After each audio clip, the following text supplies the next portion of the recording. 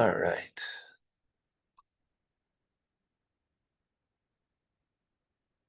Amen.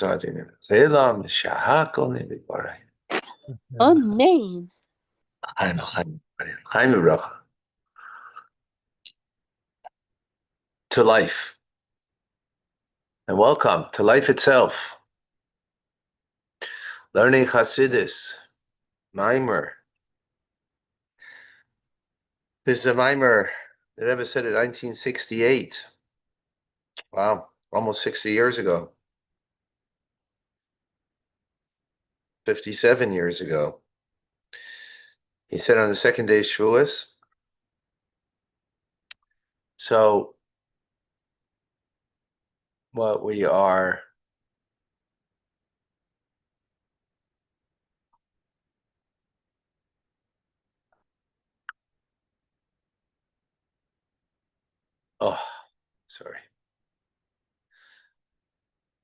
discussing here, Vidaber Elohim, the God spoke all of these things, saying,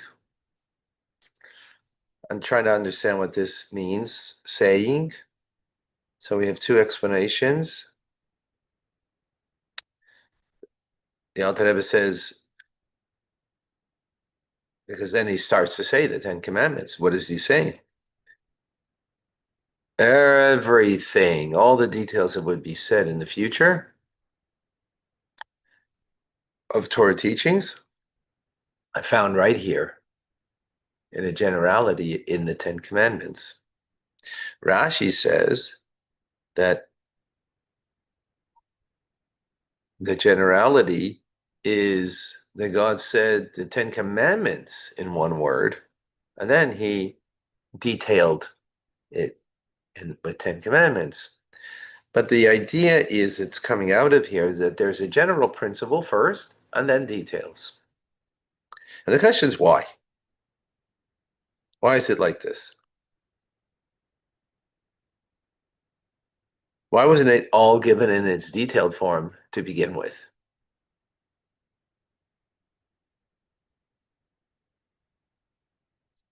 And we'll understand this by seeing that in creation, actually, it's like that too. God created the world with 10 ma'amaros, 10 statements. The first one is though Bereshis. And Bereshis is a mimer kloli, is a general, right? Which means actually that in the first word, everything was there in a soup mix, so to speak. Right? What does it say after the Bereshis? That the world was toivavohu. That the world was in chaos, and the Spirit of God was hovering over the waters. Oh, there was water before water was created. Right. That's before even light was created. Even before light was created. And the light that we're speaking on the first day is not a light of the sun, because the sun's only on the fourth day. In other words, there's an inherent light to creation that will actually be revealed in the time to come of Mashiach. Truly revealed, at least. Right? Just have a connection to that now. Okay. In any case. Sorry, I'm sorry. My mother saw me rubbing my eyes. Oy, oy, oy. My allergies. On damp days. L'chaim. But it's okay. I'm good. So we see in creation, it's that way. The Bereshis is a general statement, and then the 9 come from there. And we even see as the translation from Onkelos of the word Bereshis, he translated it as Chochmah, with wisdom, meaning the sphere of Chochmah, which is the first of the 10 divine attributes. Oh, 10 divine attributes. And Chachma is sort of the seed that from there grows and emerges the other divine attributes. The truth is, Targum, that's Onkelos. The translation in the Yerushalmi, in the Jerusalem Talmud, of the word Bereshis is actually divine will, of Keser, the crown.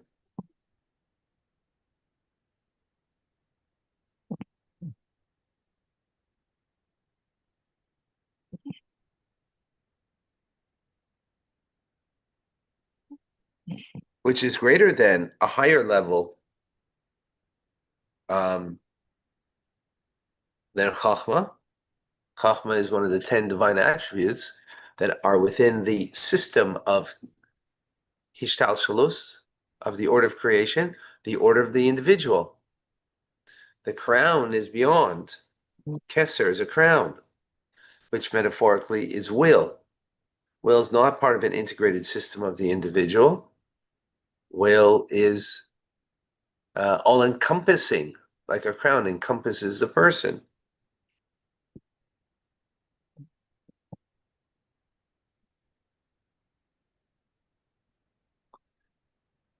Right? And if you want to go further in the order of creation, so then you have primordial man, which is the general will of the divine, of God, right? For Hishtalshalus itself, and even beyond that, before Tzimtzum, before there was even contraction on the infinite of God, meaning Adam Kadmon, primordial man,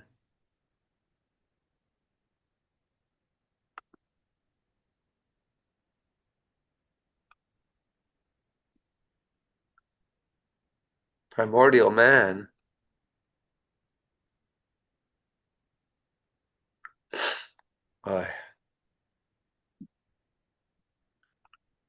interesting.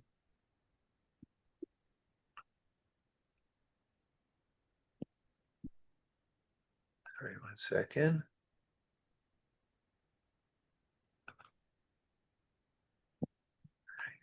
Okay.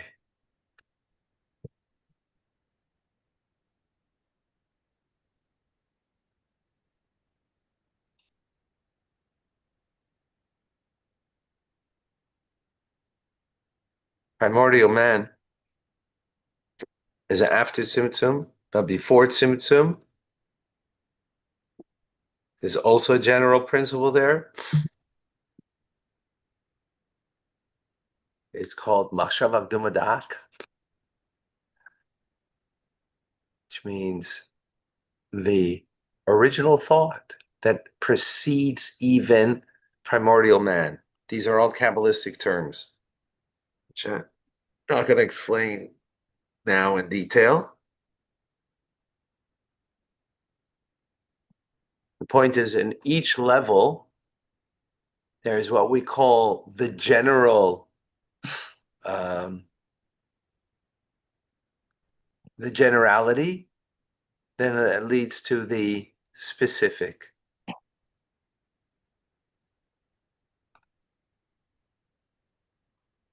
Okay.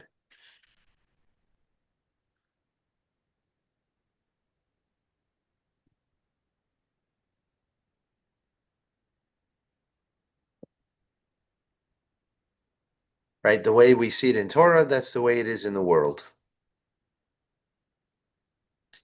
Klal uprat, general principle, general idea, then the details follow. Okay, but we need to understand, since the intent of creation is what? What's the intent of creation?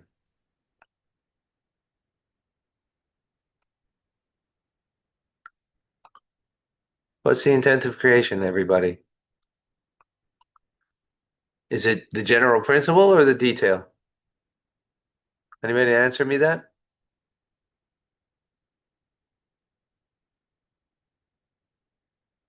No?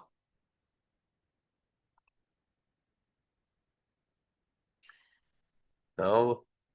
Andrew, Liba, Davida, Michael, or anybody? What's is of course. Is it the general principle of the animal kingdom?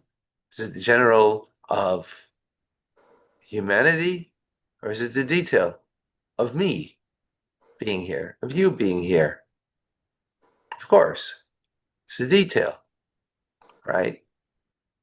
For,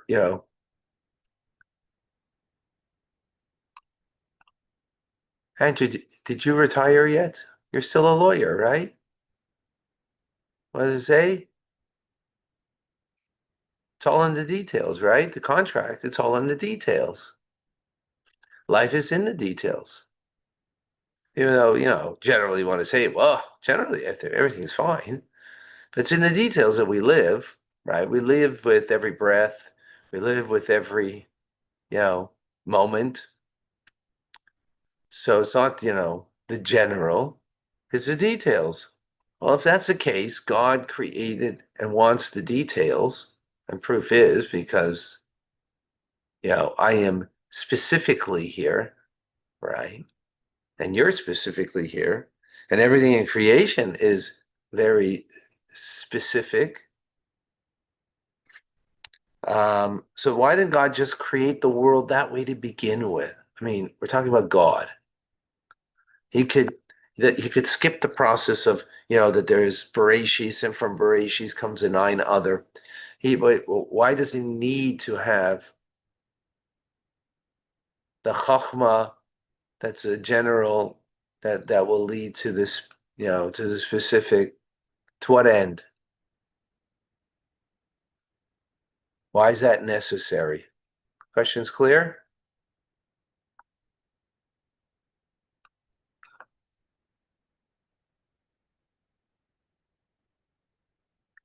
Good.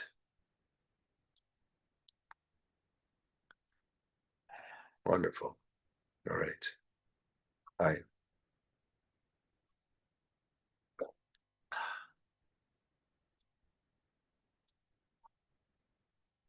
So we're going to understand this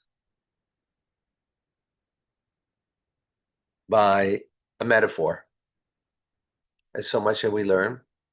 We need to understand the metaphor. And from the metaphor, we will then gain insight. And the metaphor is between a student and a teacher. A real, a between a Moses and us, the Rebbe and us. So the sages say that a person should always teach a student b'derech kitzara, in a short manner. Those are the words. What does it mean? What does it mean? What does it mean short manner? It means the teaching is in a short manner, not the intelligence. Very important. That you need to influence the student with all the depth and the details of the intelligence, but it needs to be taught b'derech tzara, in a short manner, with words that um, are precise, that are not over embellished, if you will. That from that, the student then will be able to get the details. And others give it in a general principle, And don't go heavy on the details, because if you go heavy on the details, you're going to lose the student. So we see that we see that expressed in how Torah was taught, or how we have it today before us. Rabbeinu HaKadosh, Rabbi Yehuda, the prince, right? He taught the Mishnah in a very concise manner, right? Right. Sort of concise. Teach it in a concise manner. He taught it in a concise manner, and all the details were hidden in his concise language. And that's the word, not precise, concise. I have to find the right word. Derech Tzar is concise. Okay? But in the concise manner, needs to be hidden all the details. The length and depth and breadth of the teachings. And where do we find that? In the Gemara, because the Gemara takes apart the Mishnah that was said in a very short, concise manner and elaborated upon. So we see that's the way of teaching. And what's the reason for this? Why does why do teachings have to be done in a concise manner? Fine.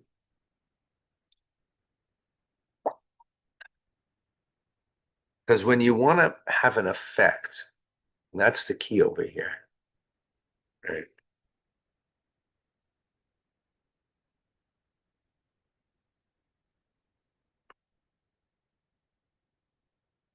Uh,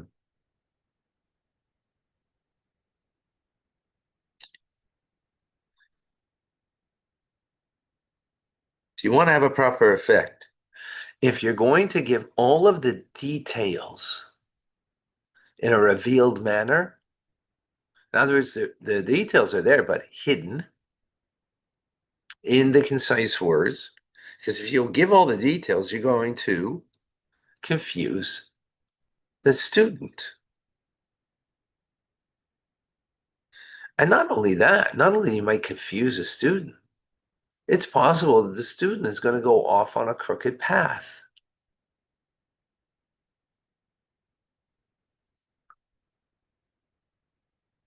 Because you didn't give it, in a concise manner that they come away with something, which I hope, I do when I teach. Therefore, you have to teach b'derech tzara in a concise manner, specifically because when the intelligence comes in a limited fashion, limited meaning, it is a general principle, the general message. Through that, after you go more deeply into it, the details can then unfold the mass amount of details of arguments, like in the Talmud, like in the Gemara, rather, right?